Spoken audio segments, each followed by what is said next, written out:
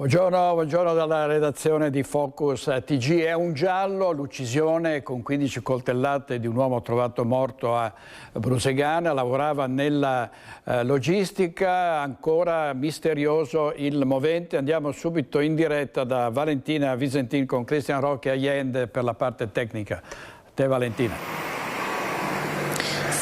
Sì, buongiorno direttore, noi siamo a Selvazzano, dentro il comune della periferia di Padova, dove Marco Cossi viveva insieme all'anziana mamma di cui si prendeva cura. Alle nostre spalle il condominio dove appunto risiedeva il 48enne, e da qui domenica sera si è allontanato per andare incontro al suo tragico destino, all'appuntamento fatale. Ha cenato infatti con la mamma e poi è uscito dicendo di avere un appuntamento da cui però non ha più fatto ritorno. E mentre ancora è oscuro il movente e anche l'arma del delitto che non è stata trovata, emergono invece dettagli sulla ferocia di questo omicidio. Oltre 15 le coltellate che sono state inferte a Cossi, che tra le altre cose era un uomo di corporatura piuttosto robusta e molto alto. Ha tentato di difendersi ma è stato aggredito con ferocia e con numerose coltellate, oltre 15 che lo hanno ferito mortalmente all'addome, al collo e al volto.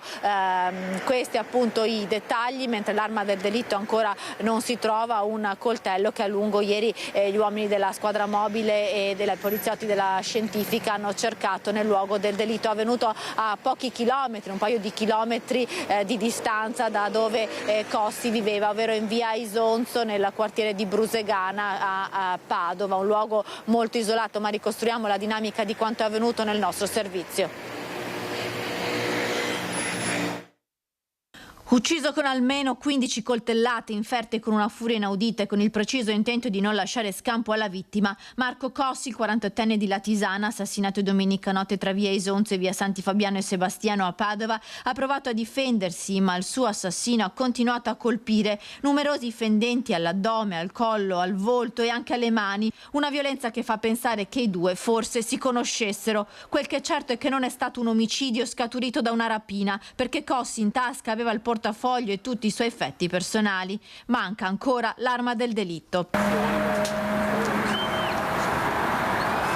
Ieri mattina i poliziotti della squadra mobile della questura di Padova e la polizia scientifica hanno setacciato a lungo con il metal detector tutta la zona vicino al tratto boschivo a fianco della tangenziale e nei campi vicino all'aeroporto alla ricerca del coltello usato per l'aggressione, ma ancora non è stato trovato nulla. Il corpo di Marco Cossi è stato notato da un passante uscito domenica sera da una festa in un locale poco lontano verso mezzanotte. Vedendo l'uomo agonizzante che chiedeva aiuto, ha allertato le forze dell'ordine. I medici del 118 hanno cercato di rianimare il 48enne, che è morto dopo pochi minuti. Secondo quanto ricostruito, l'aggressione sarebbe iniziata nell'area isolata tra l'Argine e la tangenziale, mentre il corpo è stato trovato nel sottopasso. Poco lontano la polizia ha ritrovato l'auto di Cossi, una Golf di colore grigio con le portiere aperte e la chiave ancora inserita nel blocchetto d'accensione. Il 48enne, originario di Latisana, viveva a Selvazzano con la mamma anziana che accudiva. Domenica sera aveva cenato con lei, poi aveva detto che usciva per un appuntamento.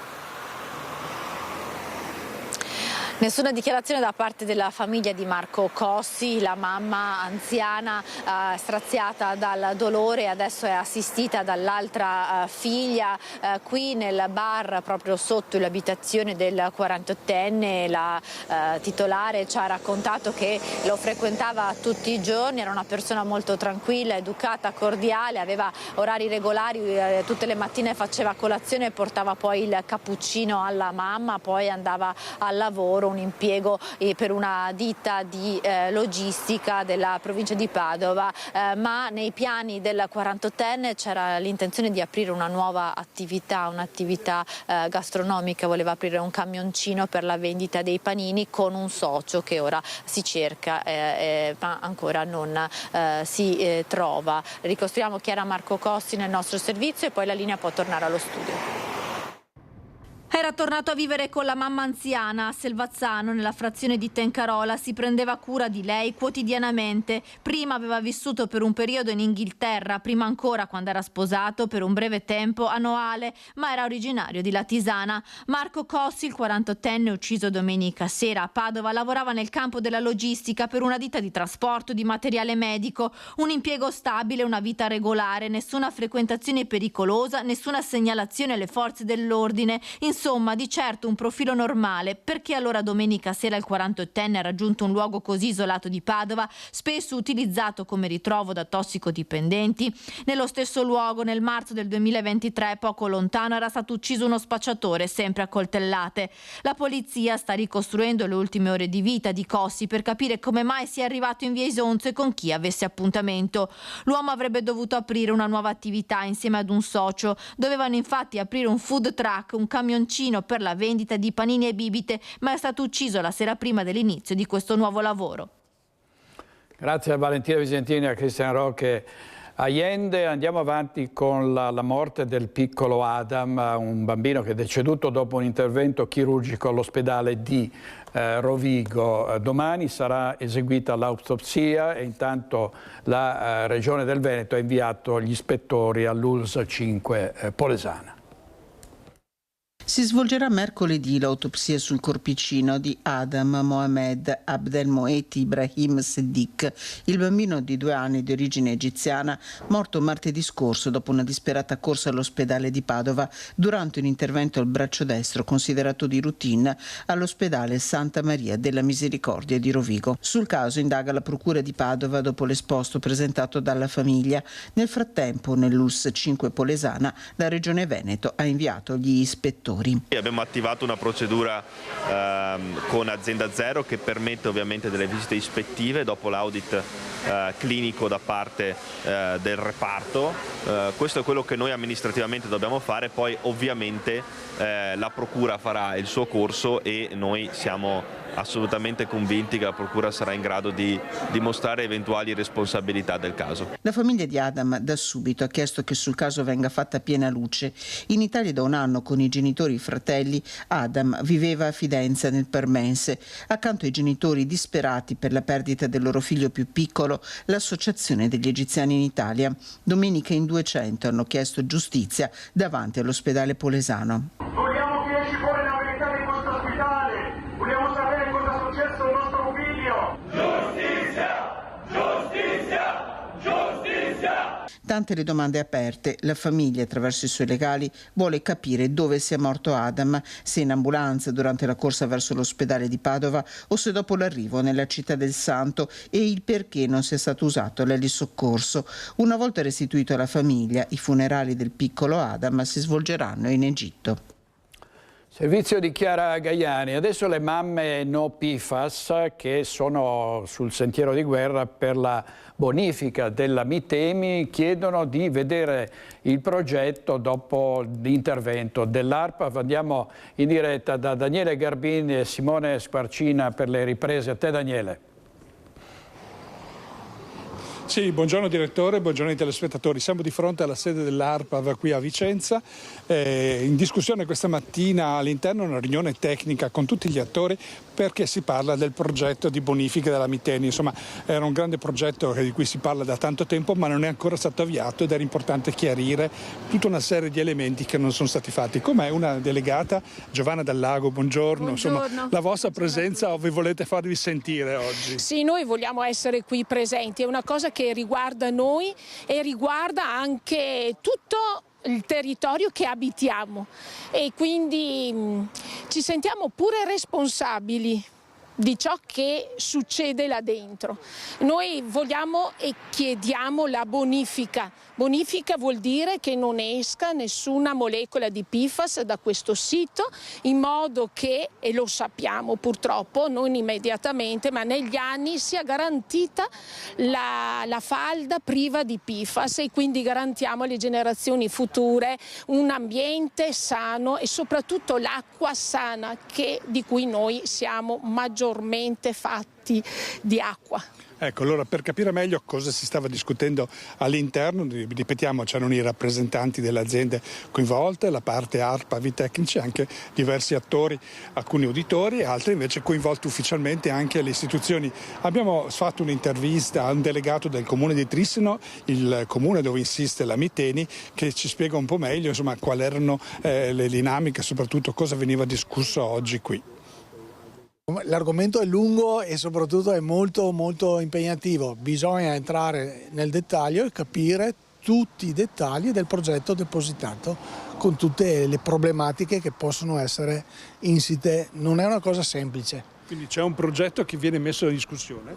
No, più che messo in discussione deve essere valutato, perché dobbiamo valutare il progetto. Chi ha fatto questo progetto? Il progetto è stato presentato dalle ditte interessate, cioè ICI, Eni Rewind e Mitsubishi. Marzotto non è interessata a questo tipo di iniziativa. Voi come comune venite qui per?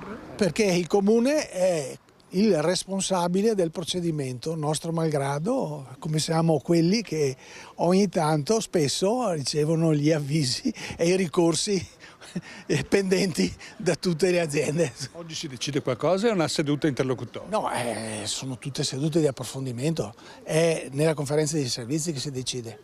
Che avverrà quando?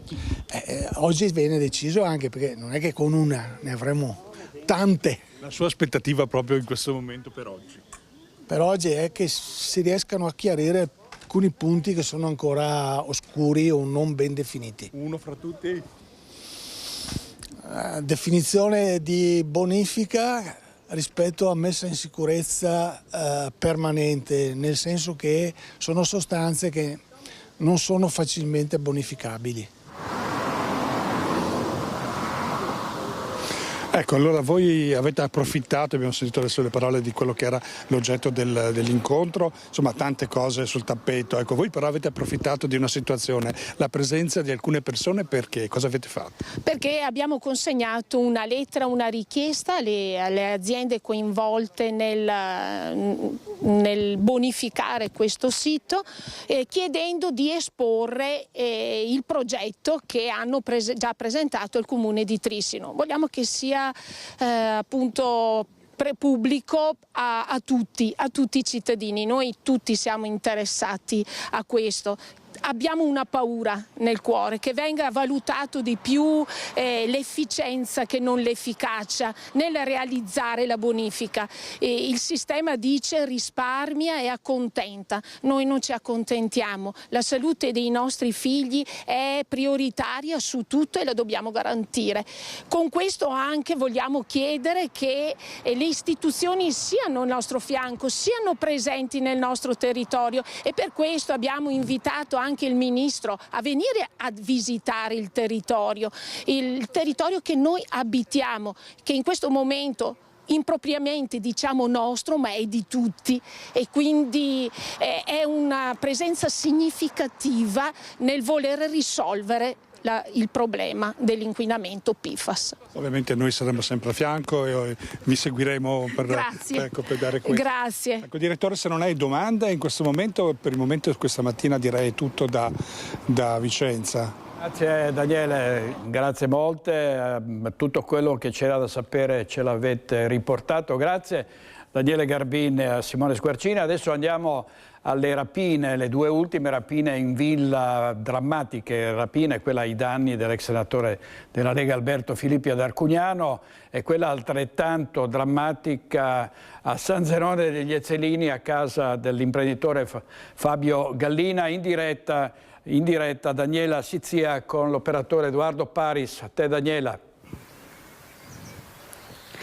Direttore, buongiorno ai telespettatori. Siamo proprio di fronte all'ingresso della villa. Come vedete il cancello è aperto perché da questa mattina che c'è un via vai di carabinieri che stanno raccogliendo e effettuando rilievi ed accertamenti all'interno della villa per cercare di trovare un minimo di indizio e cercare di identificare questa banda violenta. Pochi istanti fa, direttore, è arrivato il figlio dell'imprenditore Fabio Gallina, si è fermato arrivato con l'auto, siamo riusciti a parlare, ha detto che il papà è ovviamente provato da quello che è accaduto, che ha avuto anche dei dolori per il pugno che gli è stato sferrato in pieno volto durante l'assalto alla villa. Non si sente di dire molto altro, è rimasto davvero attonito dal racconto che gli ha fatto il papà. Dice non sappiamo nemmeno che cosa dire, ci ha raccontato, ma non ce la sentiamo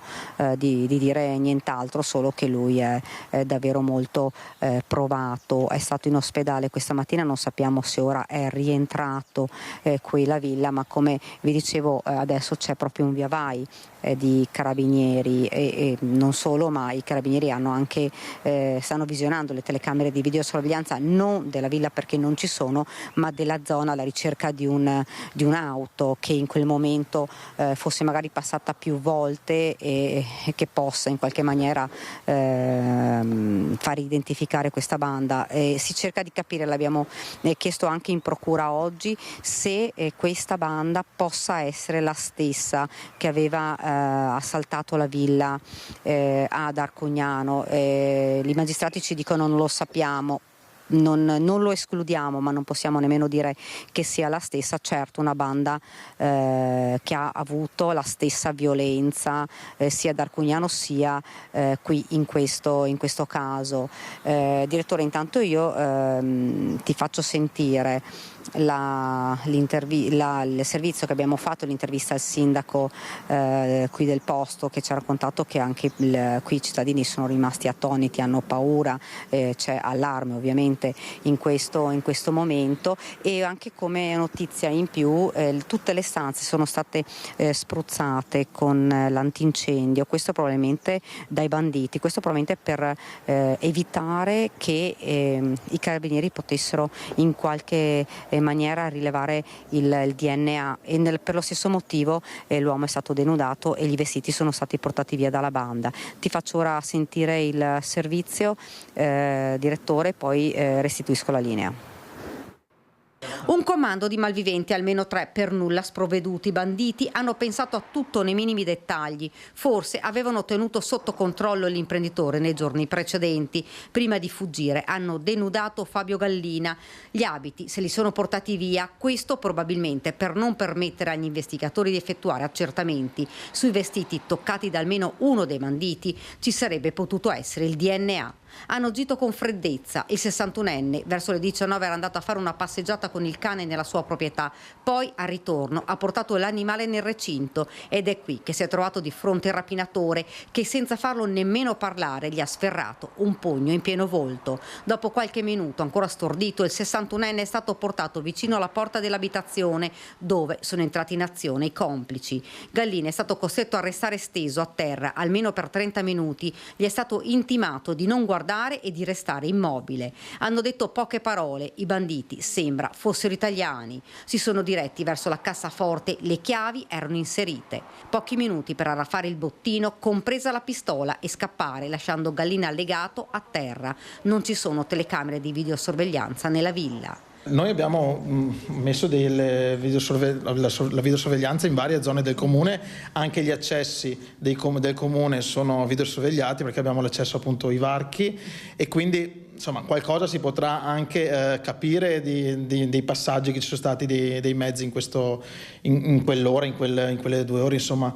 Indagini serrate dei carabinieri per trovare indizi sulla banda. Il primo cittadino ha subito contattato Fabio Gallina. L'ho trovato provato, ma con forza, l'ho sentito insomma tranquillo da un certo punto di vista. Un episodio violento, dice il sindaco, sono scioccati anche i cittadini, siamo a disposizione dei carabinieri per collaborare. Questa dinamica, quando mi è stata raccontata, ve lo dico, insomma, mi ha turbato parecchio, perché quando c'è di mezzo anche la violenza, già è una violenza entrare in una proprietà privata, no? Vedere delle persone estranee che entrano nella tua proprietà, in più subire la violenza anche fisica, è veramente qualcosa che lascia sconcertati.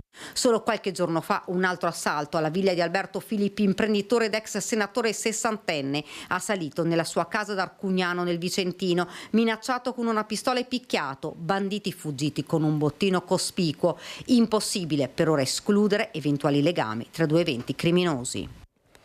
Grazie a Daniele Sizia. Edoardo Paris, avete sentito la novità? Ti spogliano dei beni e adesso anche dei vestiti, siccome hanno paura che rimangano tracce del DNA, allora ti denudano e ti lasciano lì nudo, come è successo a Fabio Gallina, robe da matti. E ripercorriamo le fasi della rapina di Arcugnano e sentiamo dalla viva voce della vittima, della persona che è stata derubata, l'imprenditore Alberto Filippi. Resta quello che sarà il futuro, cioè come la vita sarà affrontata da me, dalla mia famiglia, dalle mie bambine dopo un'esperienza drammatica come quella che abbiamo dovuto subire. È quello che resta dopo i momenti drammatici della rapina che si è consumata venerdì sera intorno alle 23, quando una banda di persone incappucciate ha assaltato la villa dell'imprenditore ed ex senatore Alberto Filippi, minacciandolo e picchiandolo per poi razziare l'abitazione degli oggetti di valore. Un'ora vissuta nel terrore. Il momento dell'aggressione in garage, poi l'ora di attesa sapendo che mia moglie e le mie bambine erano sequestrate al piano superiore, e poi quando mi hanno portato al piano superiore le ho viste che stavano bene. Ecco, questi sono i 3 momenti proprio dove potrei riassumere il dramma che si è vissuto.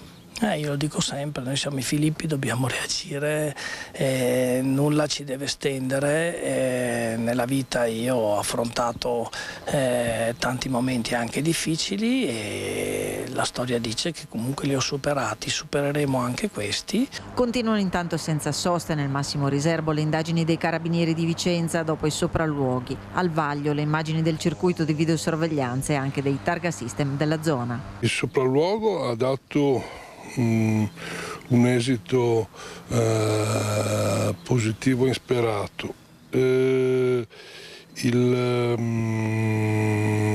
Si stanno valutando e si stanno guardando tutti i movimenti che ci sono stati nella zona e anche prima, e quindi vediamo, abbiamo fiducia. Seconda notte sotto i portici a Treviso per i migranti sgomberati dal Parc del Negro. Il dibattito in città è molto vivace, c'è molta tensione dopo l'attacco del sindaco Mario Conte ai sacerdoti che hanno dormito con loro, Don Giovanni Kirchner e Don Francesco Filipputi. Ieri sera Christian Arboit e Tommaso Migotte erano sul posto, queste le voci di Don Francesco, dei volontari e dei migranti. Lei è qui per portare di nuovo la sua solidarietà ai migranti, in primis, e poi le chiedo se si sente di rispondere al sindaco Mario Conte, che ha parlato di strumentalizzazione politica e ha chiesto l'intervento anche del vescovo della Curia. Ma non so, cioè dico, noi facciamo i preti, ecco, se non fare il prete vuol dire non fare queste cose qua, non so cosa dovrebbe voler dire fare il prete, insomma, ecco, credo che sia importante anche prendersi cura delle persone, che siano esse della parrocchia o anche tutte quelle che ci girano attorno. Io sono in una parrocchia a San Bartolomeo che vive proprio di questa mixité, dove la presenza culturale della comunità cattolica insieme a tante altre. Domenica abbiamo fatto la festa del quartiere, che abbiamo chiamato proprio così perché sentiamo la necessità di dare anche spazio a tutte le realtà che abitano il nostro territorio, perché comunque sono tutte che possono contribuire e dare il loro contributo, per cui da questo punto di vista la nostra presenza qua non ha nulla di ideologico, non è legata a nessuna ideologia se non la cura delle persone. Oggi mi hanno chiesto che se questo secondo me è un segno forte, come rispondevo a un suo collega, secondo me più che un segno forte è un segno umano. Ecco, abbiamo bisogno di umanità, quindi di cercare di rasserenare le situazioni. Noi non siamo qui per dover contestare nessuno, siamo semplicemente qua per aiutare ed essere accanto a delle persone che hanno bisogno che i loro diritti siano garantiti, basta, senza nessuna critica. Si tratta di umanità, di condividere l'umanità nel momento del bisogno. Se avessi bisogno io, un fratello musulmano, secondo me potrebbe venirmi in soccorso, quindi dobbiamo smettere di vedere tante differenze inutili, quando invece dovremmo, come insegnava bene Papa Francesco, creare ponti. Laddove c'è un bisogno umano dobbiamo essere solidali, dobbiamo essere vicini, e anzi aggiungo aggiungo che i fratelli musulmani hanno fatto il Ramadan da poco tempo e a me sinceramente hanno dato tanto esempio di fedeltà alla religione loro, di coerenza con la loro preghiera. Noi cristiani abbiamo anche tanto da imparare.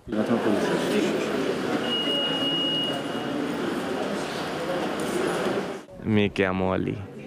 Sì. E da dove vieni? Sono pakistano, 6 mesi in Italia, no campo, tutti freddo, dormire qua freddo, no casa, no mangiare calidas, mangiare uno time sera, poco mangiare. Tu cosa vorresti fare qua in Italia? Stai lavorando? No lavoro, tutte domande, agenzia di lavoro, dove casa, parcheggio dormire, no lavori. Fino a che non c'è una risposta staremo qui, stiamo organizzando la cosa insieme a tante realtà e soprattutto la stiamo organizzando con le persone che vivono in strada, che è la cosa più importante, non pensare esclusivamente ai volontari, ma chi vive in strada e avendo chiaro il fatto che tutto questo parla della questione abitativa. Come dicevo prima, chi è in strada ma anche chi ha un reddito medio e se non ci accorgiamo di questa cosa non siamo in grado di affrontare veramente il problema. In una città come Treviso dove non si trovano 11 posti per dare da dormire a delle persone, ma insomma mi sembra veramente che sia una situazione incredibile e io capisco che ci sono molti che c'è il dormitorio è pieno, che magari non ci sono posti, ma insomma qua bisogna organizzarci e trovare. Io trovo che sia veramente gravissimo e non è un bel segnale della città. Così mangiamo. Grazie Sandra. Grazie.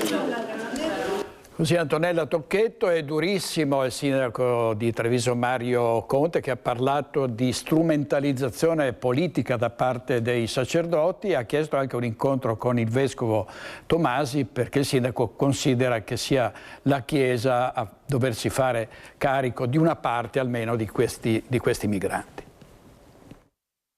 Se non ci sono delle risposte, la nostra intenzione è quella di continuare lì o altrove. Chi vuol far polemica può continuare a farle. Per me possono venire anche tutte le sere qui sotto il municipio, non è un problema. Botta risposta a distanza tra Don Kirchner ed il sindaco di Treviso dopo che un gruppo di migranti sgomberati dal Park dal Negro ha trascorso la notte sotto i portici in via del municipio a 2 passi da Cassugana, con loro 2 sacerdoti, alcuni volontari e membri dell'opposizione. Mario Conte è durissimo, parla di provocazione e strumentalizzazione politica. Non ho visto i parroci andare a dormire nel parcheggio dal Negro in mezzo agli escrementi, in mezzo ai rifiuti, in mezzo alle bottiglie, in mezzo ai cacciaviti, in mezzo a tutta quella sporcizia che abbiamo raccolto. Non ho visto la consigliera Dozzo andare lì a dormire al Park dal Negro, così come non l'ho vista andare a dormire al parcheggio a Piani, ma ho visto invece un sindaco che con la polizia locale e con Contarina e tutti gli operatori che sono intervenuti hanno sanificato e ridato dignità a un luogo. Non ho visto per esempio i 2 parroci portare questi migranti sotto al porticato del Duomo piuttosto che dove c'è il seminario, che ci sono degli spazi. Rincara la dose il capogruppo di Fratelli d'Italia, ricordando i 750.000 euro investiti ogni anno dal Comune per l'accoglienza.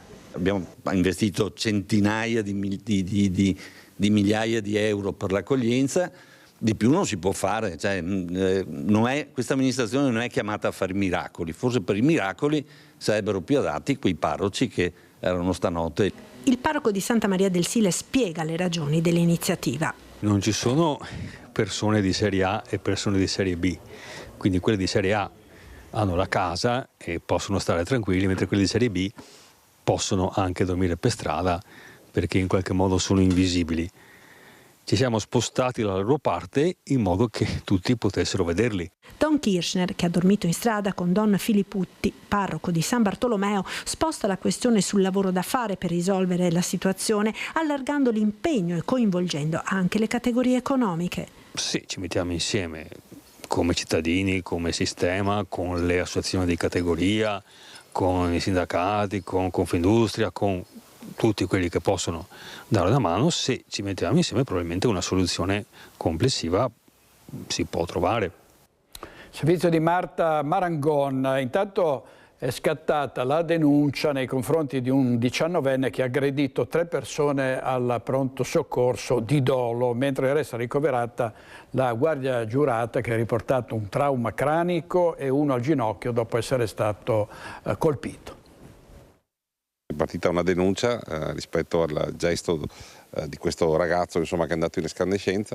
È avvilente che siamo qui oggi a parlarne. Ovviamente l'anno scorso abbiamo avuto un'aggressione più o meno al giorno alla nostra azienda tra verbali e fisiche, quindi è un gesto purtroppo non raro. Resta ricoverata la guardia giurata che ha riportato un trauma cranico e un trauma al ginocchio dopo l'aggressione subita al pronto soccorso di Dolo da un 19enne di Fiesso d'Artico noto alle forze dell'ordine, che si trovava lì per un trauma cranico con frattura nasale dopo una rissa in un locale.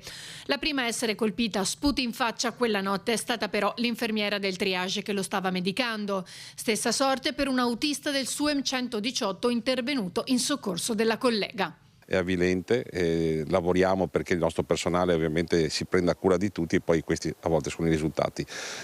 Cercheremo ancora di più di lavorare nella prevenzione per quanto ci riguarda, anche se questi casi sono difficilmente intercettabili. Ferma condanna del governatore Stefani, che esprime la sua solidarietà definendo questi episodi inaccettabili e aggiunge: abbiamo scelto di intervenire con azioni concrete per sostenere e proteggere chi opera in prima linea, destinando oltre 60 milioni di euro alle indennità per il personale dell'emergenza urgenza, una misura che coinvolgerà circa 3.200 lavoratori del sistema sanitario regionale, riconoscendo la particolare gravosità del lavoro svolto nei pronto soccorso, tra i servizi più esposti a carichi di lavoro elevati e anche al rischio di aggressioni. L'attenzione, evidenzia l'assessore regionale alla sanità, è massima. Dobbiamo pensare a chi cura, chi si prende cura di chi cura, e quindi degli operatori, di quelli che avevamo chiamare i professionisti della salute, medici, infermieri, OS, tecnici, amministrativi, che, come è accaduto ancora recentemente, sono oggetto di aggressione. E quindi dobbiamo riuscire a rendere il cittadino consapevole che siamo tutti parti dello stesso sistema, e questo sistema, che è il sistema delle 3C, casa, cura, comunità, ha come mission in Universum Salus la salute per tutti. L'assessore regionale alla sanità al microfono di Ilaria Marchiori. Andiamo avanti con la Procura di Napoli, che ha chiesto il processo per i genitori del ragazzo di 13 anni che ha lanciato dal balcone il 15 settembre scorso del 2024 la statuina che ai quartieri spagnoli uccise la padovana Chiara Iaconis. Si ipotizza il reato di omicidio colposo in concorso, mentre è stato prosciolto dal Tribunale dei minorenni il figlio perché non imputabile. L'udienza davanti al GUP del Tribunale di Napoli è in programma per il prossimo 26 giugno. I genitori hanno sempre dichiarato tramite i loro legali la totale estraneità alla vicenda.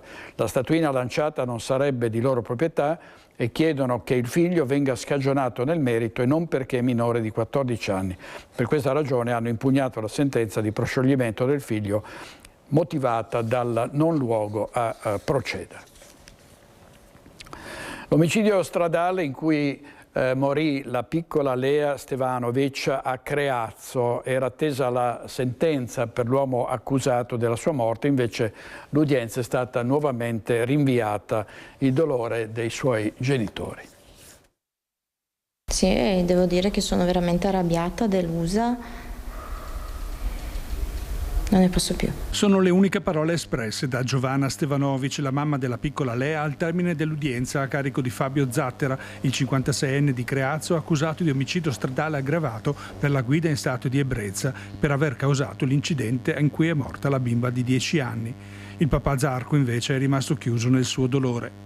La sentenza era attesa in quest'ultima udienza, che invece è stata ulteriormente prorogata. I legali della difesa dell'uomo hanno inaspettatamente prodotto un documento inedito che ha sottratto tempo ai giudici per valutarlo. Questo documento insomma non è stato ammesso, quindi alla fine tutto quanto è andato un po' troppo per le lunghe e non si è riusciti a completare l'udienza entro i termini. Adesso l'udienza è rinviata il 25 maggio 14:30. I miei clienti sono un po' delusi, un po' amareggiati, perché insomma hanno visto questa condotta come come una dilazione, come un andare avanti. Per loro insomma c'è un dolore forte che la conclusione del processo in parte potrebbe anche lenire un po'. In Friuli Venezia Giulia una fuoriuscita autonoma in moto è costata la vita a Matteo Cecchinel, un centauro molto conosciuto per il suo impegno in città e molto stimato all'Università di Udine dove lavorava. L'atmosfera oggi è un pochino pesante e difficile, anche perché vediamo purtroppo una scrivania vuota e una scrivania di un collega. Era una persona di cui abbiamo avuto modo di apprezzare le capacità e le doti umane e caratteriali, quindi per noi oggi è una giornata un pochino complicata, ecco. Una scrivania vuota, la tristezza per aver perso un valido collega e un amico prezioso. È questa l'atmosfera che si respira all'Università di Udine poche ore dopo la scomparsa di Matteo Cecchinel, 52 anni, originario di Mestre ma residente a Feletto Umberto. Era in sella alla sua moto sull'ex strada provinciale 15 a Povoletto quando ha perso il controllo ed è finito fuori strada. L'impatto con un palo è stato fatale. Il ricordo commosso dell'Ateneo friulano, per cui Matteo lavorava dal 1996, lo descrive come professionista competente e appassionato, sottolineandone le doti umane oltre che quelle lavorative. Si occupava in particolare della distribuzione delle pergamene agli studenti laureati ed era un servizio che aveva fatto nascere e crescere lui. Ci mancherà tanto, ovviamente. Il pensiero di tutti i colleghi dell'area servizi agli studenti è quello di stringersi intorno alla famiglia in questo momento che è di grande dolore per tutti. Appassionato di podismo, attivo nella Proloco di Tavagnacco, era conosciuto molto anche in città, a Udine, dove aveva molti amici con cui condivideva la passione per le due ruote.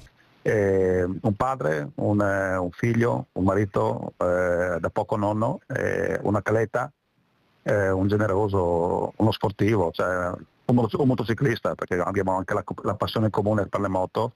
Era un motociclista molto attento, guardingo, abbiamo fatto parecchi giri io e lui senza mai strafare, senza mai dare adito a soltanto quello della bellezza di avere il vento in faccia. Oggi in regia Francesca Pezzo, Andrea Basso e Marco Mattiuzzo, e vediamo il sequestro da parte della polizia di Treviso di oltre 150 kg di cocaina. Si tratta di un'attività di contrasto al traffico di sostanze stupefacenti iniziata nel novembre del 2025. Arrestati 3 cittadini albanesi, in particolare un 48enne è stato trovato in possesso di 20 panetti di cocaina per un totale di 20 kg, oltre a mezzo chilo di hashish, tutto nascosto in auto. Lo stupefacente era occultato all'interno di un vano azionabile elettromagneticamente collocato al di sotto dei sedili anteriori. Controllate poi le abitazioni di 2 connazionali albanesi di 31 e 34 anni. Gli agenti hanno trovato nascosti sotto il letto di uno dei 2 spacciatori ulteriori 122 panetti per un totale di 150 kg di cocaina, oltre a denaro contante per quasi 56.000 euro. Vediamo dal giornale di Vicenza una operazione della Guardia di Finanza, Superbonus 110%, frode milionaria nel Vicentino, a Bassano del Grappa sequestri per oltre 2,2 milioni di euro. È un'operazione che ha riguardato anche altre regioni, è un'operazione delle Fiamme Gialle, su questo vediamo il servizio sulla frode di questi crediti. Vediamo. Una frode fiscale su larga scala basata sulla creazione e sulla circolazione di crediti d'imposta inesistenti è quanto scoperto dalla Guardia di Finanza di Varese al termine di un'indagine coordinata dalla Procura di Busto Arsizio. 11 imprenditori residenti in diverse province italiane sono indagati per aver acquistato e detenuto crediti fiscali falsi pronti per essere utilizzati per compensare tasse e contributi. Al centro del sistema decine di società società cartiere prive di reale attività, create appositamente per generare crediti fittizi per milioni di euro. In un caso, una sola società ha richiesto quasi 100 milioni di euro. L'operazione ha portato al sequestro preventivo di circa 200 milioni di euro e alla chiusura di 45 società coinvolte in tutta Italia. L'attività di controllo ha riguardato anche Vittorio Veneto, dove una ditta avrebbe tentato di riscuotere crediti fiscali inesistenti, rientrando nel sistema fraudolento individuato dagli investigatori. Ha riguardato anche la provincia di Treviso, perché lì insiste una delle società che inizialmente avevano acquisito questo credito fraudolento.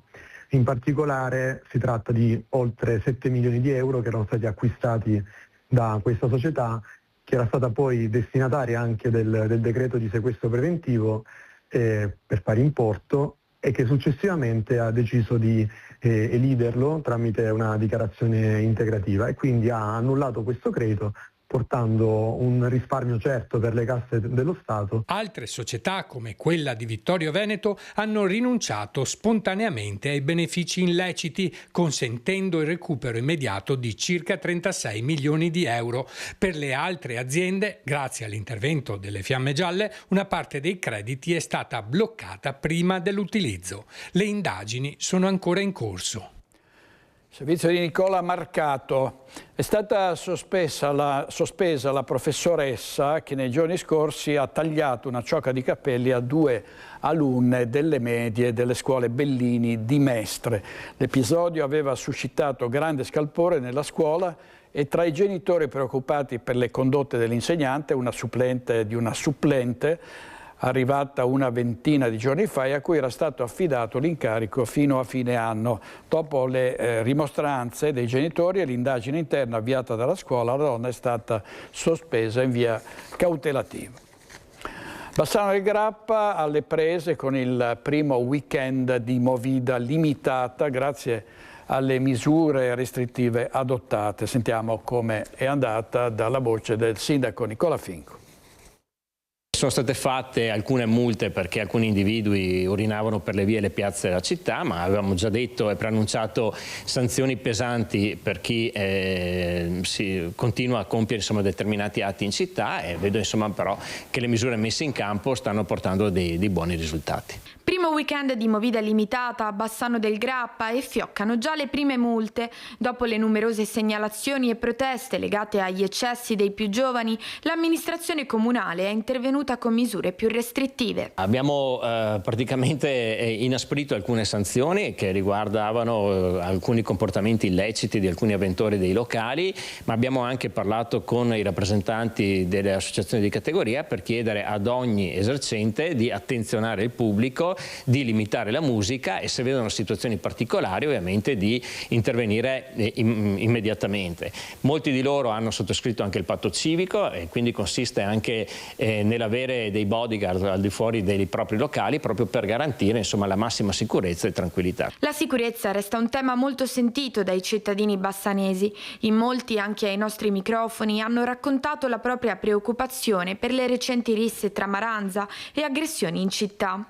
Il sindaco risponde così. Bassano è una città tranquilla e lo possiamo verificare tranquillamente con numeri alla mano. È una città viva che ha una movida importante nel fine settimana che porta circa dalle 7-8 mila persone. È un fenomeno che va regolamentato, che va gestito, ma però una città viva non vuol dire che è una città insicura. Noi stiamo lavorando per trovare un equilibrio tra ovviamente la presenza di questi giovani e garantire ovviamente la tranquillità anche dei residenti, però ci tengo a precisare che Bassano è una città sicura. C'è il tema di Maranza, ma il tema di Maranza è un tema molto delicato perché stiamo parlando di minorenni, spesso e volentieri impuniti perché ovviamente non esistono misure particolari nei confronti di minorenni. È un fenomeno che stiamo monitorando anche attraverso l'appoggio delle forze dell'ordine.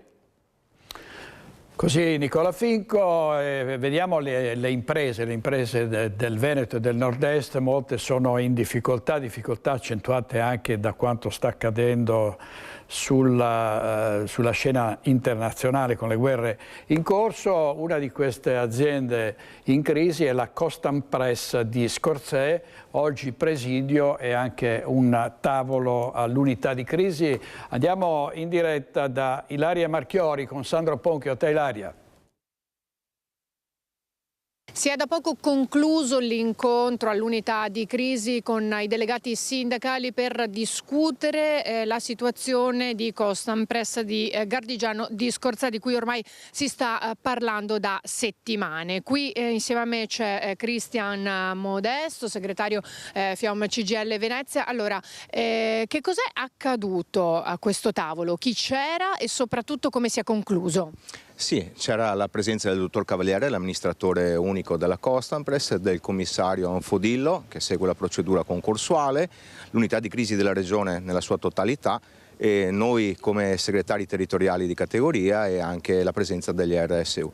L'incontro naturalmente è stato un incontro complicato perché la situazione della Costampress in questo momento sicuramente ci sta allertando. È un incontro che comunque ha avuto anche delle note positive perché ci sono degli interessamenti concreti che speriamo si manifestino anche in maniera ufficiale per far sì che ci sia la continuità dell'attività lavorativa dei lavoratori e delle lavoratrici. C'è una tempistica? Guardi, il tempo a disposizione non è tantissimo, siamo in una procedura concorsuale e io mi immagino che comunque queste settimane che avremo di fronte siano propedeutiche perché si manifestino questi interessamenti. Ecco, Giulio Lopiano della FIOM CISL di Venezia, che cosa si devono aspettare i lavoratori da qui alle prossime settimane? Ma la speranza nostra, poi come quella di tutti i lavoratori, è che si concretizzano queste proposte insomma, di entrare all'interno di Costampress. Certamente il tempo è poco a nostra disposizione, noi resteremo vigili e seguiremo giornalmente l'evolversi della situazione, ma l'incontro di oggi è a conferma del fatto che comunque il fondo Accursia è un fondo inaffidabile.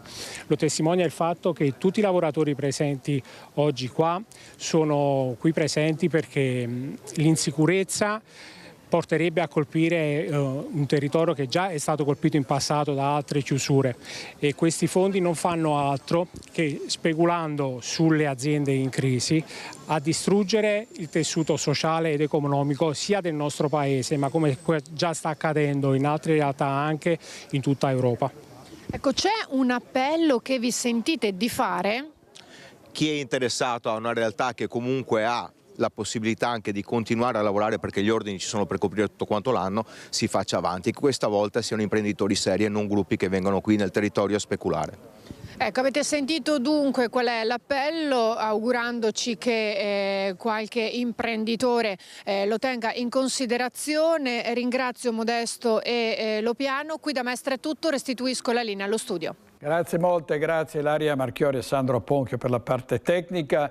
Il fermo nazionale degli autotrasporti, ci sono le date, sul tavolo 5 giorni di blocco a fine maggio, ma il 22 di aprile al Ministero è già in programma un confronto che potrebbe evitare la manifestazione.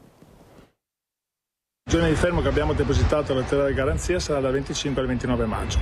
Questo ci porterà al fermo dei servizi, a parte i servizi essenziali. Mercoledì pomeriggio 22 il governo ci ha richiesto un incontro con l'UNATRAS, con le categorie. Speriamo che arrivi qualcosa, che porti qualcosa, magari una parte introduttoria, ma la prossima deve essere definitiva, anche perché il tempo sembra lungo, ma non è lungo. Basta un giorno, 2 giorni già per bloccare tutti i rifornimenti d'Italia, perché l'Italia viaggia su Roma. I 5 giorni sarebbe l'apocalisse, quindi sicuramente, come abbiamo già fatto, ci saranno dei momenti che saremo al tavolo e vorremmo accettare quello che ci porta il governo, ma il governo questa volta deve essere molto celere e ascoltarci. Le Olimpiadi, ci sarebbero i conti in rosso per le Olimpiadi Milano-Cortina, prevista una perdita di 310 milioni e ai soci è stato chiesto di intervenire per coprire il buco. Per il Veneto il conto viaggerebbe tra i 26-40 milioni coperti in bilancio da fondi accantonati in garanzia. Da evento sportivo low cost a incubo finanziario, ora la verità emerge dai conti e per l'Olimpiade invernale si tratta di lacrime amare. 310 milioni in rosso nella previsione del bilancio che Fondazione Milano Cortina ha comunicato ai soci alla riunione del CDA del 9 aprile in attesa della chiusura ufficiale del 31 dicembre. Alle regioni Mico ha chiesto di intervenire ciascuna con propria quota parte per arrivare al pareggio e per il Veneto si prospetta un'uscita variabile tra i 26 e i 40 milioni di euro, a seconda che il CIO intervenga o meno con un aiuto da oltre 100 milioni. Ci sono delle somme che sono state messe a garanzia ancora l'anno scorso, quindi già nel bilancio che io mi sono trovato c'erano già delle somme a garanzia in maniera prudenziale e quindi in base a questo poi faremo tutte le valutazioni del caso, considerando insomma che ovviamente le Olimpiadi richiedono dei costi come tutti i grandi eventi. Il presidente Stefani mette le mani avanti, mentre dall'opposizione il capogruppo del PD Giovanni Manildo e il vicepresidente della Commissione Bilancio Paolo Galeano parlano senza mezzi termini di una vera e propria zavorra lasciata in eredità da Zaia, auspicando sollecitazioni nei confronti del CIO affinché arrivi almeno una ciambella di salvataggio in grado di limitare i danni. Informazioni e trasparenza da qui al 31 dicembre la richiesta del PD in Consiglio regionale alla Giunta Stefani. Ma come si è arrivati a un conto così salato? A fronte di una previsione di 1 miliardo e 360 milioni, i costi hanno sfiorato i 5 miliardi e mezzo, anche perché il sogno di realizzare l'Olimpiade utilizzando strutture già esistenti è ben presto naufragato. Poi gli introiti da sponsor ridotti da 457 a 350 milioni e l'impennata dei costi organizzativi da 1 miliardo e mezzo a quasi 2. A pesare sarebbe stata l'opzione Cortina. Solo il 13% dei fondi è stato destinato alle strutture olimpiche, il resto del budget alla realizzazione delle varianti, lavori alle ferrovie e ampliamenti viari, con una eredità ad oggi opaca anche sul fronte occupazionale. Lo dicono i dati di Veneto Lavoro del primo trimestre 2026. Belluno segna meno 2,6% per la chiusura della stagione invernale, a cui si sommano le cessazioni contrattuali connesse ai giochi. Servizio di Tiziana Bolognani, torniamo alla cronaca. Graffiti sui muri pubblici a San Donà di Piave, individuati i responsabili grazie alle telecamere. Il comune non arretra e parte la richiesta dei danni alle famiglie. Vandali minorenni nel mirino del comune, scatta la richiesta di risarcimento fino a 5.000 euro. A San Donà di Piave 2 ragazzi sono stati identificati dopo aver imbrattato con bomboletta spray muri e porte nell'area del Parco Agorà, tra il Centro Culturale Leonardo da Vinci e la Sala Battistella. Nella zona però non si tratta di un caso isolato. In un parco qui vicino alla sede municipale, il Parco Agorà, su cui le scritte sui muri hanno reso necessaria una spesa di circa 5.000 euro, perché si tratta di vernici indelebili e è necessario provvedere con una ditta specializzata. Agiamo quindi in sede civile nei confronti dei genitori dei minori per addebitare loro le spese di ripristino e le spese legali e processuali. I fatti risalgono allo scorso luglio, ma le immagini delle telecamere hanno permesso alla polizia locale di risalire i responsabili. Le famiglie si sono fatte avanti, una ha già pagato la sanzione da 103 euro e offerto di ripulire l'area, ma il sindaco Alberto Teso conferma la linea dura. È stata infatti avviata un'azione legale per ottenere il rimborso completo dei danni, un segnale, sottolinea l'amministrazione, per tutelare il decoro urbano e richiamare alla responsabilità. Siamo riusciti a identificare alcuni degli autori e, trattandosi spesso di minorenni, abbiamo sanzionato i genitori. Questo però non basta, siamo riusciti anche a parlare con i genitori stessi, alcuni più disponibili, qualcun altro invece non ha neppure risposto all'invito a presentarsi, per cui ho dato il mandato agli avvocati del comune di agire in sede civile nei confronti dei genitori per ottenere il risarcimento del danno, cioè rimborsare al comune i costi di ripristino a fronte degli imbrattamenti e dei graffiti scritti sulle pareti. Così il sindaco Teso, vediamo il fine vita. C'è un altro drammatico appello di un malato terminale che ha chiesto 2 volte di poter avere un suicidio assistito, gli è stata negata questa possibilità, per cui lancia un altro appello. Si tratta di un paziente oncologico padovano. Ho un tumore al cervello incurabile che si propaga sempre più velocemente. Da un momento all'altro potrebbe provocare un ictus. Mi chiamo Roberto. e vorrei porre fine ai miei giorni prima che diventino impossibili a viversi. Roberto, 67 anni, padovano, dal 2006 affetto da un tumore cerebrale, ha deciso di uscire dall'anonimato e rendere nota la sua vicenda per chiedere di poter essere aiutato a morire in Italia, a casa sua. Lo fa in un video diffuso dall'associazione Luca Coscioni dopo aver ricevuto il secondo diniego dall'USL al suicidio assistito. All'improvviso potrei perdere la vista, la parola, la capacità di muovere le braccia, le gambe. Purtroppo non c'è possibilità di cura. Ogni sera spero di morire nel sonno. La mattina faccio fatica ad alzarmi dal letto. Per questo ho chiesto di essere aiutato a morire come previsto dalla Corte Costituzionale. In Svizzera sono pronti ad aiutarmi, ma preferirei morire a casa mia. Con voce calma Roberto racconta la sua sofferenza quotidiana. In cuor suo si augura di morire nel sonno. Per lui è una questione di dignità. Credo che una prognosi infausta come la mia debba essere un requisito sufficiente per avere l'aiuto del mio sistema sanitario. È una questione di dignità. Nel 2024 Roberto aveva presentato la domanda all'USL Padovana per la verifica dei requisiti richiesti dalla sentenza 242 del 2019 della Corte Costituzionale per poter accedere al suicidio assistito in Italia. A maggio del 2025 però aveva ricevuto un primo diniego da parte dell'ASL perché non sarebbe in possesso di uno dei 4 requisiti indicati dalla Corte, ovvero la dipendenza da trattamenti di sostegno vitale. Al momento l'USL Saiuganea preferisce non rilasciare dichiarazioni. Servizio di Valentina Visentin e ai nostri microfoni il racconto di Federico e Virginia, 2 studenti di 18 anni che hanno salvato una ragazza quindicenne durante un attacco epilettico a bordo di una nave da crociera. Un'esperienza formativa di 8 giorni nel Mediterraneo a bordo di una nave da crociera per studenti di varie scuole provenienti da tutta Italia ha rischiato di concludersi nel peggiore dei modi se non fosse stato per il coraggio e la prontezza di riflessi di Federico di Burano e Virginia di San Donà di Piave, compagni di classe e di banco al 5º anno all'Istituto Alberghiero Cornaro di Jesolo. Una ragazza epilettica si è sentita male, praticamente ci è svenuta davanti.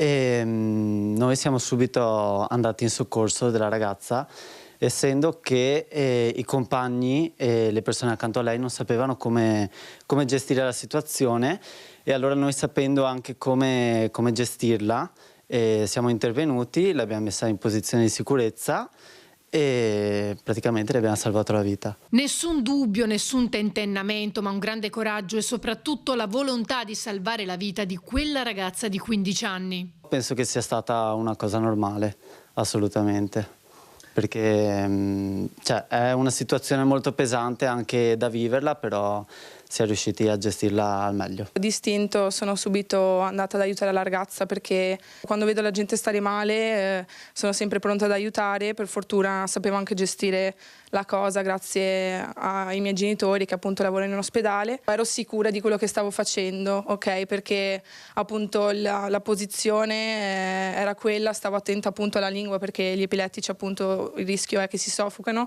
e quindi no, in quel momento ero sicura. Il personale medico della nave ci ha messo circa 20 minuti ad arrivare, raccontano i 2 studenti. Probabilmente se non fosse stato per loro l'epilogo sarebbe stato diverso. Eppure Federico e Virginia non si sentono degli eroi. Non penso di essere stata un'eroina, perché comunque ho fatto questa cosa perché me la sentivo, non perché per farmi vedere. In generale non devo dimostrare niente a nessuno. In quel momento volevo solo aiutare quella ragazza. Non mi sento un eroe perché penso che sia giusto e sapere anche come gestire una situazione del genere anche al di fuori dell'ambito scolastico, e soprattutto noi che lavoriamo in sala può sempre servire anche con giovani, vecchi, con tutti. Sul ponte della nave c'era anche la preside che si è complimentata con i suoi studenti come tante altre persone nei giorni seguenti. Io volevo fare un appello, volevo dire che secondo me nelle scuole bisognerebbe applicare un corso di primo soccorso, perché è molto utile, perché in questi casi ormai bisogna saper agire, perché non si sa mai in che situazioni possono accadere, non si sa. Quindi secondo me bisognerebbe attuare questa cosa in tutte le scuole. Complimenti a questi due ragazzi intervistati da Ilaria Marchiori. Adesso a Belluno la Run for Hope è una corsa, una staffetta di solidarietà a cui partecipano uomini dell'Arma dei Carabinieri e dell'Esercito. Piazza del Duomo di Belluno, Run for Hope, questa mattina la partenza dal capoluogo, dalla piazza del capoluogo della staffetta che arriverà a Vittorio Veneto. È un'iniziativa benefica. Run for Hope raccoglie da 6 edizioni fondi per l'AIRC e per l'AIL, quest'anno anche per l'associazione della fibrosi cistica, che è una grave malattia genetica. A correre questa staffetta sono gli atleti dell'Arma dei Carabinieri e dell'Esercito, e assieme a me e a Stefano Bozzi per la parte tecnica ci sono il colonnello Carmelo Rustico, comandante provinciale dell'Arma dei Carabinieri, dei Carabinieri di Belluno, e il colonnello Schifito, comandante del 7° Reggimento Alpini di Belluno. E allora diciamo in assoluta libertà qual è intanto la motivazione che vi ha spinto e che vi spinge ogni anno a scendere in campo? Anche quest'anno partecipiamo come Arma e come Alpini, come Esercito, a Run for Hope perché ne condividiamo gli scopi.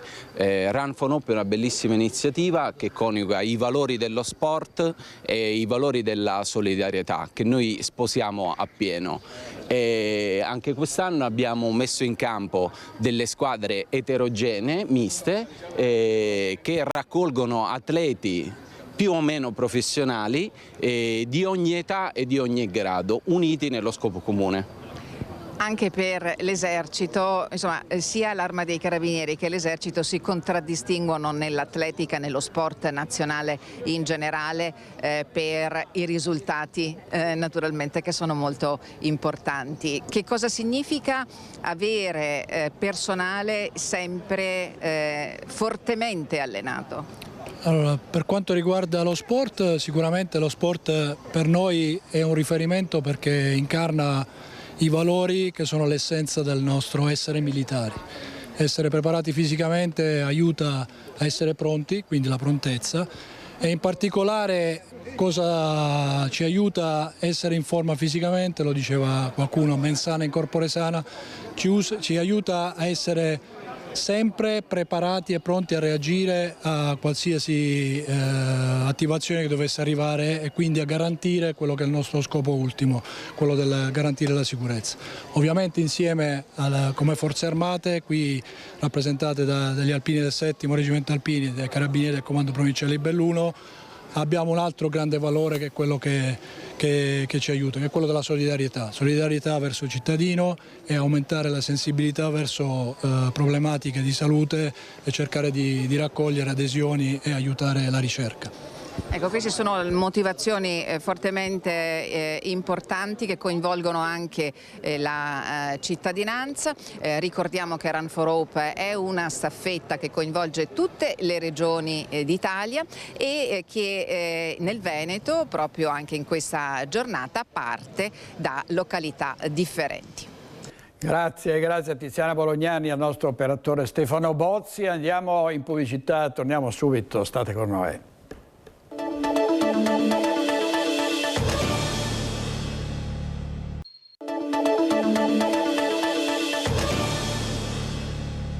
Cosa ci fa Lucio Zanato, il re del talk agricoltura di sera, il mercoledì sera, una puntata che fanno grandi ascolti, e a Chioggia perché ci parla della integrazione e degli alloggi che possono avere i braccianti, di cui spesso si parla perché vivono in condizioni assolutamente non dignitose molto spesso. Andiamo in diretta. A te Lucio. Sì, direttore, buongiorno. Guarda che mare di verde. Pensa che questo è il primo vivaio, è il vivaio numero 1 in Italia, e siamo a Sant'Anna di Chioggia, però siamo qui non tanto per la puntata di agricoltura che, come vedi, stiamo girando, siamo qui perché vogliamo raccontare una storia di integrazione possibile, ovvero qui c'è una forte presenza di stranieri che lavorano, che sono integrati, si prendono uno stipendio, addirittura poi l'azienda sta dando casa, insomma una bella la storia che noi raccontiamo per Agricoltura e che vogliamo raccontare anche ai telespettatori di Rete Veneta in questo momento. Sono con Mauro Mantoan, che è il responsabile di CIA Chioggia, perché voi qui avete un ruolo molto importante, voi siete quelli che avete permesso sostanzialmente all'azienda di poter portare avanti questo processo di integrazione. Con l'azienda noi circa 10 anni fa siamo partiti in questa avventura. L'azienda aveva necessità di manodopera per le proprie attività agricole e quindi prima con i richiedenti asilo e poi successivamente con i flussi abbiamo creato quei presupposti affinché appunto l'azienda avesse un po' di manodopera per proseguire le proprie attività. Ecco, ricordiamo che qui hanno lavorato persone che vivevano dentro Cona, tanto per intenderci, giusto per parlare di un centro di accoglienza. I primi, come dicevo, sono i richiedenti asilo, quindi tutti quei ragazzi e quelle ragazze che hanno avuto quella brutta esperienza sul Mediterraneo. Poi successivamente con i decreti flussi appunto messi a disposizione del governo italiano abbiamo avuto la possibilità di accedere ad altre figure. Grazie a Mauro Mantoan. Passo invece a Sergio Bacchetto, che è il titolare di questa azienda. Oggi quante persone avete e quanti stranieri lavorano per voi? Abbiamo circa 250 dipendenti, di cui la metà sono stranieri. Ecco, però voi avete fatto un processo di integrazione, perché gli avete insegnato l'italiano, gli avete insegnato come farsi il conto corrente, cioè li avete presi proprio per mano. Sì, noi avevamo un'esigenza che ci serviva del personale, quindi l'azienda si ingrandiva il lavoro e per esigenza abbiamo assunto i ragazzi di richiedenti asilo all'inizio, erano 19 persone e all'inizio è stato un po' difficile dal punto di vista culturale, dal punto di vista linguistico, però piano piano si sono integrati, hanno lavorato, abbiamo fatto all'inizio, come dicevi tu, gli abbiamo fatto il conto corrente per la busta paga, insomma gli abbiamo trovato l'alloggio a qualcuno. Appunto, a proposito dell'alloggio, pensa direttore che l'azienda ha comprato anche degli appartamenti, altri invece ha firmato a garanzia, perché sai qui a Sottomarina, qui vicino, è difficile trovare appartamenti soprattutto d'estate. Beh, adesso nel periodo estivo insomma a Sottomarina è complicato, no? C'è il turismo, quindi gli appartamenti non si trovano. Però se firma l'azienda che dà la garanzia? Allora questo è un altro discorso, noi abbiamo fatto da garante noi per degli appartamenti che abbiamo in affitto a Sottomarina e nel mentre poi ne abbiamo anche comprati qua nel paese di Calino, insomma per cercare di trovare alloggio per i ragazzi. Ma la domanda è, ma chi ve l'ha fatto fare? E non ce l'ha fatto fare nessuno, l'abbiamo deciso noi. No, è una cosa, insomma, un'esigenza dell'azienda che poi è diventata anche un volere aiutare anche i ragazzi, insomma. Ecco, e questa è una risposta, però direttore, giusto per farti capire, ti presento Ibrahim Kamata, che lui è venuto con i barconi, è stato prigioniero in Libia, insomma, due parole, è stato veramente un inferno quel viaggio. Veramente ho avuto un tanto sofferenza sul viaggio. In Libia, soprattutto in Libia, sono stato torturato tanto e quando sono riuscito a scapparle via, che sono venuto a Sicilia e dopo mi sono trasferito qua a Venezia. A Venezia ho trovato la possibilità di venire a lavorare con i Vivai Bacchetto. Da quello punto la mia vita ogni giorno che si a migliorare di più. Non so dove si ferma, veramente non so come ringraziare Bacchetto. Pensa che gli hanno fatto il corso di italiano, adesso lui è perfettamente integrato e tra l'altro ha anche un ruolo, cioè non è che faccia solo, diciamo così, un lavoro semplice, lo stanno facendo crescere proprio all'interno dell'azienda. Ma la cosa particolare, direttore, è che tuo fratello non è arrivato col barcone e lavora qua. Come ha fatto?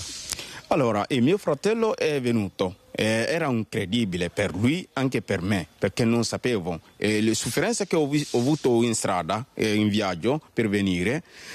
Dopo ho chiesto al mio capo, il mio capo mi ha detto che c'è la possibilità di fare flus, il decreto flus, quindi l'abbiamo provato con la CIA. È approvato, quindi mi hanno dato nulla osta. Quando ho uscito nulla osta, subito ho detto che ma non credo ancora. L'ho inviato, ha provato a trovare il visto per venire con l'aereo. Il giorno che lui è venuto, che sono andato a prenderli all'aeroporto a Bologna e lui non credeva proprio quando è uscito fuori. Ma è vero che vostra mamma, che è rimasta giù, quando ha sentito il telefono tuo fratello si è messa a piangere? Allora, quando lui è uscito fuori ha detto che questo è vero, perché era incredibile per lui e non credevo a quello, ma dopo avevo chiamato la mamma, ho detto che guarda che Siliman è con me adesso. E la mamma non credeva, ma subito quando l'ho fatto passare il telefono a mio fratello che ha parlato con mamma e mamma si è messa subito a piangere. Grazie Ibrahim. Allora l'esempio è quello di un'integrazione possibile, sapendo usare le giuste linee e soprattutto affidandosi a chi ti riesce a dare una mano, perché naturalmente poi il problema del caporalato è quando si va fuori dalle regole e dalla legge. E con questo esempio intanto da Chiosio è tutto, a te la linea direttore. Grazie Lucio, grazie a te, a Nicoletta Rizzetto. Una splendida storia, dimostrazione che in Veneto c'è spazio per tutti coloro che vengono da altri paesi e che si integrano, che vogliono rispettare le nostre leggi, che vogliono trovare un lavoro. Gli altri, quelli che delinquono, è bene che se ne tornino nei loro paesi di origine. Tra l'altro ricordo la puntata di Agricoltura, il talk di Lucio Zanato, la sera, domani sera alle 21 su Antenna 3. Adesso andiamo davanti alla Questura di Padova perché Valentina Visentin ci può aggiornare sull'uccisione di Marco Cossi. Forse ci sono delle novità a te Valentina. Buongiorno direttore, potrebbero esserci degli sviluppi nelle prossime ore perché a quanto pare dalle 8 di questa mattina proprio negli uffici della squadra mobile della Questura di Padova sarebbe in corso un interrogatorio condotto dal pubblico ministero che segue le indagini per l'omicidio di Marco Cossi e c'è in corso un interrogatorio, potrebbe esserci quindi una svolta in serata sull'omicidio del 48enne friulano che è stato ucciso domenica notte a Padova a coltellate e trovato agonizzante in strada, spirato dopo l'arrivo dei soccorsi. Questi sono gli ultimi aggiornamenti, quindi c'è molto probabilmente una persona che in queste ore è ascoltata dalla squadra mobile, dal pubblico ministero che potrebbe fornire informazioni importanti sull'omicidio. Da Padova è tutto, la linea può tornare allo studio. Grazie Valentina Visentin, Cristian Rolche Allende per la parte tecnica e i ladri in trasferta dal campo nomadi di Via Longhin di Padova a Noventa Padovana. Su tutte le furie il sindaco Marcello Bano che attacca il primo cittadino di Padova, cioè Sergio Giordani. Scende dall'auto, prima prova a forzare la serratura di un veicolo in sosta, poi spacca il finestrino, arraffa qualcosa e con il bottino risale in macchina e se ne va. Gennaio 2026, Noventa Padovana, a immortalare quanto accaduto le telecamere di videosorveglianza del comune e grazie al targa system il colpevole è individuato in un residente del campo nomadi di Via Longhina a Padova, arrabbiato il primo cittadino. È solo la fine di una serie di immagini che abbiamo e di targa system, di registrazione targhe di questi ospiti del comune di Padova che vengono a rompere le auto a Noventa Padovana, a fare un bancomat, come si suol dire, prendendo gli averi dei cittadini di Noventa Padovana. Il sindaco Bano attacca anche i recenti provvedimenti della giunta Giordani. Non solo li ospita senza mandarli via, ma addirittura gli paga i debiti, gli azzera i debiti e finanzia con opere pubbliche questo campo. Ecco, lei che cosa chiede? Che venga sgomberato immediatamente il campo Rom di Via Longhin. Non si fa attendere la risposta di Sergio Giordani. Nel campo nomadi di Via Longhin abitano 75 persone, di cui 40 sono minori. Pensare di lasciare 40 bambini sotto la pioggia mi fa venire la pelle d'oca. Ho una sensibilità su questi temi che forse al sindaco Bano manca. Io non cambio strada.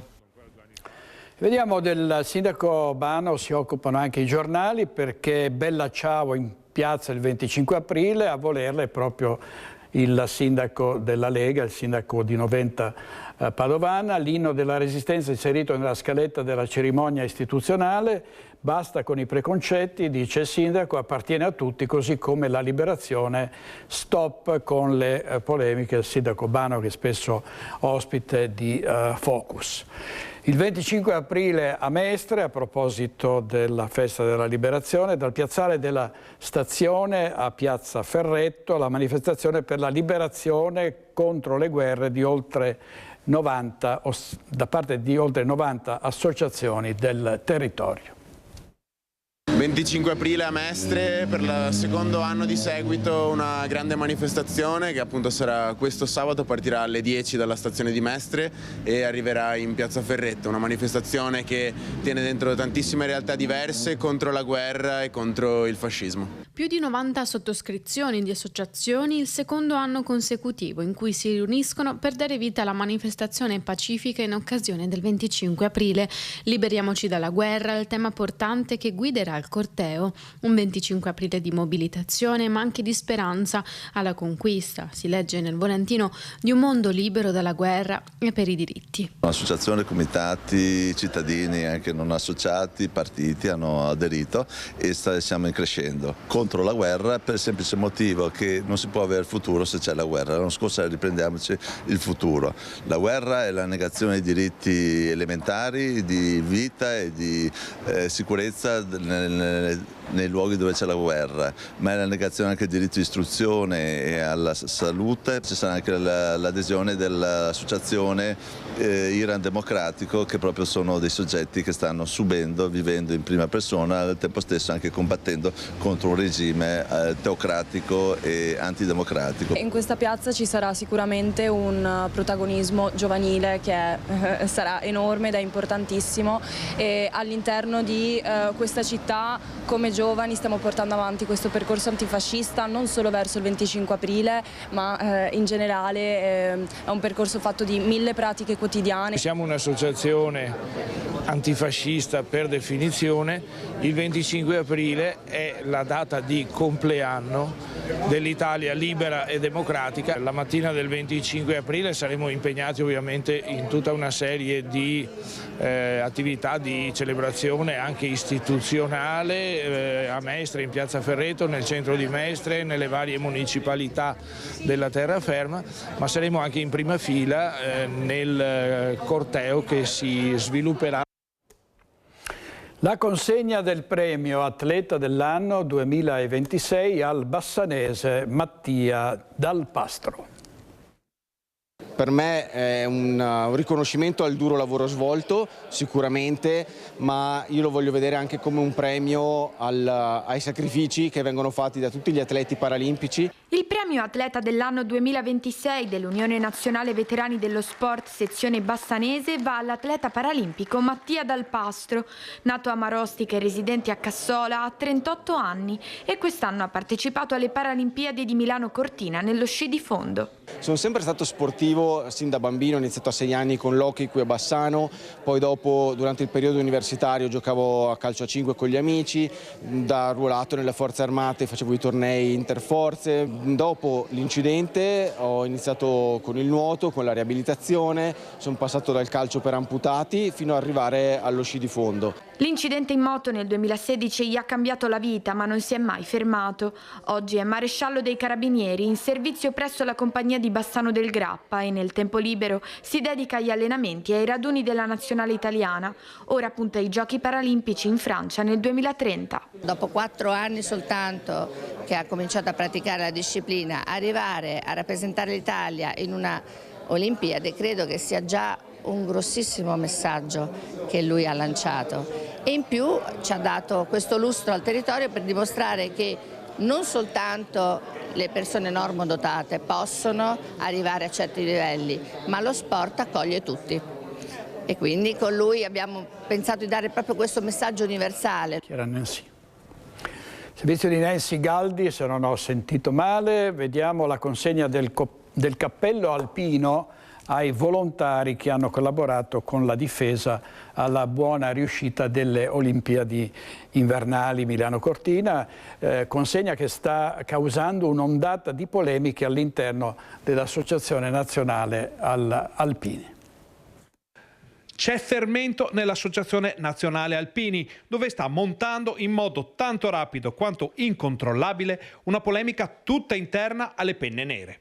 Il malcontento di parte degli associati è legato alla decisione di consegnare il cappello alpino anche a chi non ha fatto la naia, come prevede invece l'usanza e fra le righe pure lo statuto dell'associazione. Ma andiamo con ordine.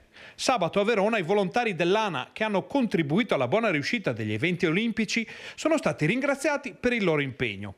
più di 1000 i volontari presenti in Piazza Bra e 180 di loro che hanno operato con la task force della difesa dopo aver fatto i corsi specialistici al centro di addestramento hanno ricevuto anche il cappello alpino. Da un punto di vista formale le regole sono rispettate perché il coinvolgimento dell'esercito consente questa dotazione. Ma a molti alpini non va giù l'apertura dell'ANA a questa novità. Una rivoluzione che risponde di certo a una volontà e a una necessità di iniziare a dare un nuovo volto a un futuro diverso, a un sodalizio che solo pochi anni fa tanti davano per condannato per evidenti motivi anagrafici. Ebbene, questa scelta strategica ha causato una vera sollevazione. C'è chi annuncia di non voler più rinnovare la tessera e c'è chi dice che si toglierà il cappello davanti al palco delle autorità durante lo sfilamento di Genova. D'altronde, sul cappello, come dice anche la canzone, c'è una lunga penna nera che per gli alpini è una bandiera. C'è una lunga penna nera che a noi serve da bandiera. Viva gli alpini, Rete Veneta è sempre al loro fianco. Andiamo in pubblicità, torniamo subito.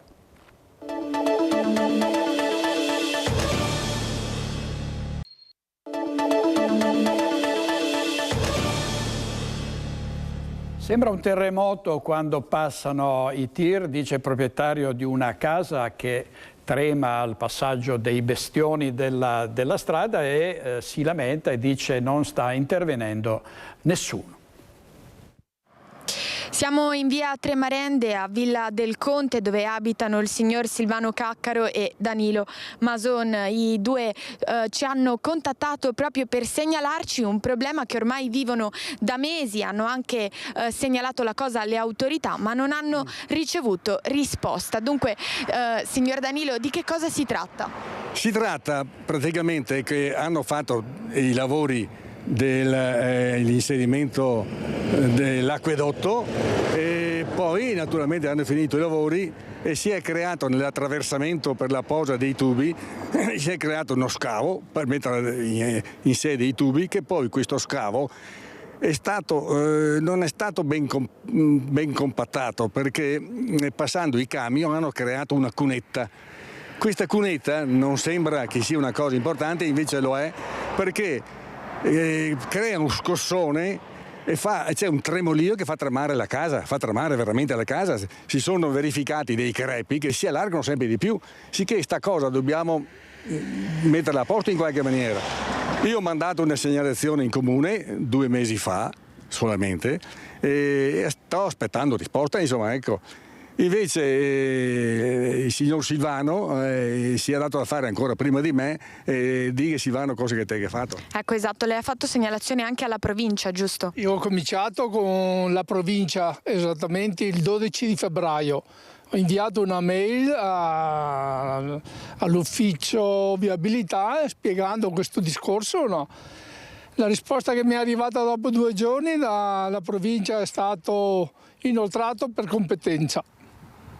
Io sono rimasto un po' a bocca aperta, è una risposta che dopo una settimana rinvio di nuovo una mail alla provincia, la risposta che mi hanno dato è stata inoltrato per competenza. A questo punto mi sono stancato, ho aspettato un po', ho fatto di nuovo dopo una settimana ancora un'altra mail, ma non mi hanno più risposto. A questo punto a fine febbraio ho contattato la polizia locale qui del campo Sampierese, no? E dopo 2 giorni mi risponde il comandante della polizia che ha avuto la risposta dalla provincia e la risposta che mi ha dato il comandante è stata che hanno contattato la società Etra, cui hanno detto che non appena le temperature lo rendono disponibile faranno il lavoro. Ormai siamo...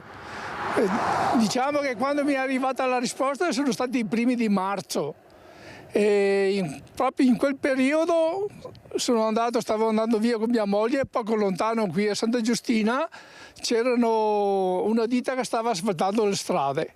Mia moglie mi ha guardato e mi ha detto ma noi dobbiamo aspettare quando le condizioni meteo ce lo permettono e qui stanno asfaltando, ci stanno prendendo proprio per i fondelli, no, a questo punto. Anche perché le conseguenze sono insopportabili, lei ci ha scritto... Io ho detto che questo discorso va avanti ancora, non è da adesso, da febbraio. Febbraio l'ho fatto perché ormai era insopportabile. È cominciato ancora dall'anno scorso queste vibrazioni. C'era meno di adesso, però le vibrazioni in casa mia moglie le sentiva. Tanto che ci diceva che una volta addirittura mentre dormiva si è svegliato. Ultimamente a mezzogiorno dopo mangiato vado a farmi il pisolino e quando passo questi camion senti proprio il letto che trema. Si sente proprio il toton, cioè il passaggio delle ruote su cunetta che fa anche rimbalzo e praticamente trema tutto quanto. Comunque adesso vi faccio vedere se volete i crepi e tutto quanto, così. Ecco appunto dei danni veri e propri alla vita. Sì, nessun problema, vi faccio vedere, non voglio spaventare nessuno per carità, però prima o dopo bisogna risolvere sta cosa. Servizio di Nancy Galdi e del nostro operatore Renzo Rigon. Ascolti boom ieri sera a Focus, stasera torniamo con gli ospiti Grazia Azzolin, Maria Rosa Barazza, Carlo Cunegato, Leonardo Padrin, Giuseppe Pan, Simone Rizzo, Enzo Siviero e Matteo Zuccol. È tutto per oggi, grazie molte a Francesca Pezzo, Andrea Basso e Marco Mattiuzzo in regia. Ci vediamo stasera alle 21:15, grazie, buona giornata.